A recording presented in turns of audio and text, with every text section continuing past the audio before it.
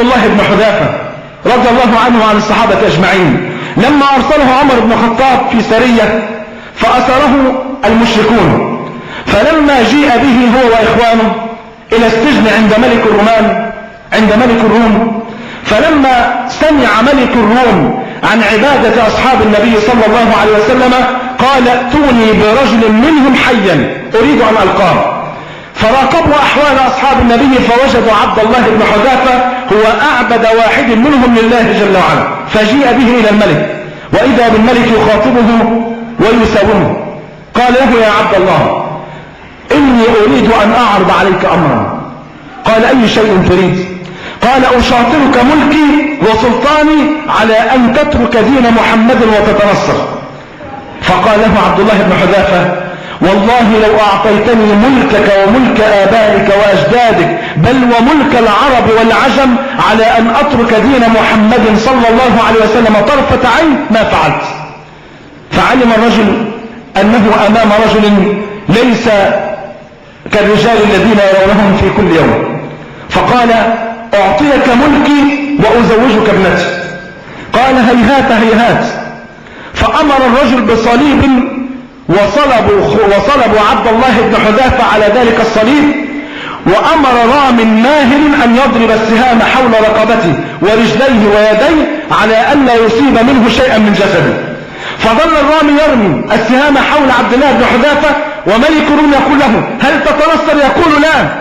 فلما يأس منه أمر بإنزاله ثم أمر بقدر المغلي فيه زيت أو ماء على اختلاف الروايات، ووصل الزيت إلى درجة الغليان فأمر باثنين من أصحاب النبي فجيء بهم ووضع في الزيت فانفصلت اللحوم عن العظام. وخبيب وعبد الله بن حذافة ينظر إلى هذا المظهر البشع وعبد الله بن حذافة ينظر إلى هذا المنظر الشنيع البشع. فلما رأى هذا المنظر أمر ملك الروم بعبد الله بن حذافة أن يلقى في القدر. فلما وصلوا به إلى القدر بكى عبد الله بن حذافة فقال ردوه. فلما ردوه قال هل تتنصر؟ قال لا. قال فعلام البكاء؟ ما الذي جعلك تبكي؟ قال أبكي لأني لا أملك إلا نفسا واحدة تعذب في سبيل الله، وكنت أود أن أمتلك أنفسا بعدد شعر رأسي تعذب في سبيل الله. فتعجب الرجل وجمع كل الوزراء وقال ماذا نصنع؟ قالوا ليس هناك طريق إلا الشهوة. فجيء بملكة جمال الروم وأدخلوها عليه السجن وأمروها أن يفعل بها الفاحشة وأمروها أن تمكنه من نفسها ووضعوا حراسة عليه وهو شاب عزب. وعلى الرغم من ذلك انظر ماذا فعل عبد الله بن حذافة. المرأة تجردت من ملابسها بعد تجردها من الحياء المترتب على تجردها من الإيمان، وأخذت ترتمي في أحضانه وهو يصرخ ويقول معاذ الله معاذ الله معاذ الله. فلما يأست المرأة طرقت على الباب ونقلت الأخبار خلف الباب يريدون أن ينقلوا لملك الروم خبر فتنة واحد من أصحاب النبي صلى الله عليه وسلم. فقال لها ما الخطب وما الحدث؟ ما الذي جرى؟ قالت والله ما أدري أأدخلتموني على بشر أم على حجر، ووالله ما يدري هو أأنثى أنا أم ذكر.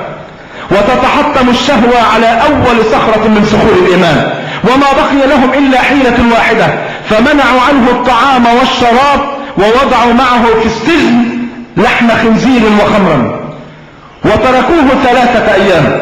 وبعد 3 أيام يفتحوا على هذا الصحابي الجليل فوجدوه قد انثنى عنقه من الجوع وكاد أن يشرف على الموت. فسألوه ما الذي حملك على ألا تأكل لحم الخنزير أو تشرب الخمر؟ فقال لهم عبد الله بن حذافة واحفظوا تلك الكلمة، قال لهم أما إن الضرورة قد أحلت لي أن آكل في تلك اللحظة من لحم الخنزير وأن أشرب الخمر، ولكني والله كرهت أن أشمت أعداء الإسلام بالإسلام وأهله.